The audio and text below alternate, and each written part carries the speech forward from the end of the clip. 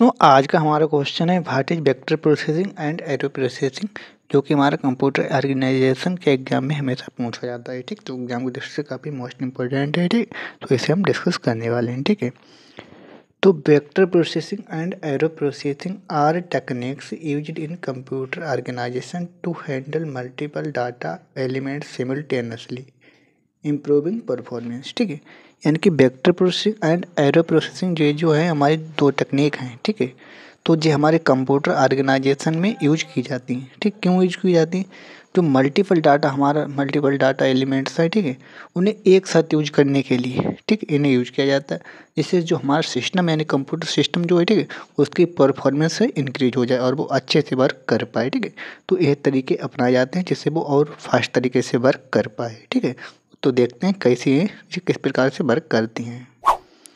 अब जैसे vector processing, ठीक है, this involves processing data in large groups called vectors instead of one piece of a time. ठीक है, यानी क्या है जो वेक्टर प्रोसेसिंग, इसमें क्या है जो भी हमारी प्रोसेस होती है डाटा की, ठीक है, तो वो एक बार में पूरा ग्रुप होता है, यानी कि एक सिंगल यूनिट को ना वर्क करते हुए पूरा उसका एक ग्रुप होता है। ठीक है, तो उसे हम वेक्टर कहते हैं कॉल्ड वेक्टर्स कहते हैं इंस्टेड ऑफ वन पीस, यानी कि एक पीस को, एक काम को करने की बजाय एक साथ जो सेम टाइप के टास्क होते हैं, ठीक, उन्हें एक साथ ऐड कर लेते हैं, उन्हें एक बार में हम एग्जीक्यूट करा लेते हैं। ठीक है, तो एक बार में पूरा ग्रुप एग्जीक्यूट कराते हैं, जो एक ही काम होता है। जैसे बहुत से व्यक्ति जिनका सेम काम है, ठीक, तो उनके एक ग्रुप में डाल देंगे, उनका काम पहले कर देंगे। ठीक है, तो इस प्रकार से हम इसमें करते हैं, तो एक वेक्टर टाइप का बना लेते हैं इसमें। ठीक है, फॉर एग्जाम्पल के रूप में हम देखें। ठीक है, if you want to add to list of numbers, यदि मान के चलिए आप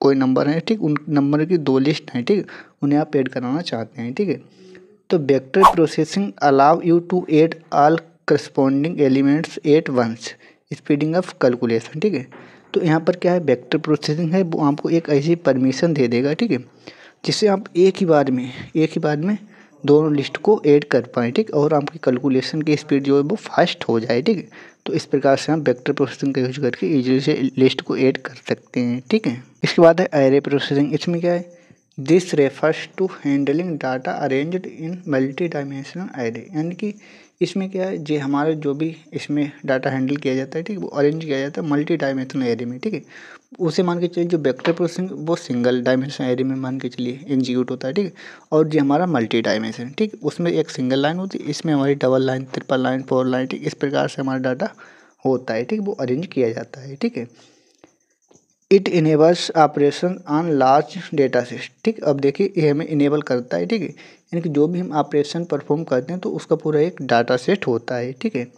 लाइक मैट्रिक्स, जैसे कि मैट्रिक्स से कई प्रकार की होती है। ठीक है, by performing calculations on multiple elements in parallel. ठीक है, पैरेलल मतलब एक साथ मल्टीपल कैलकुलेशन को परफॉर्म करने के लिए हम वेक्टर एरे प्रोसेसिंग का यूज करते हैं, जैसे कि मैट्रिक्स में करते हैं हम। ठीक है, this particularly useful in scientific computation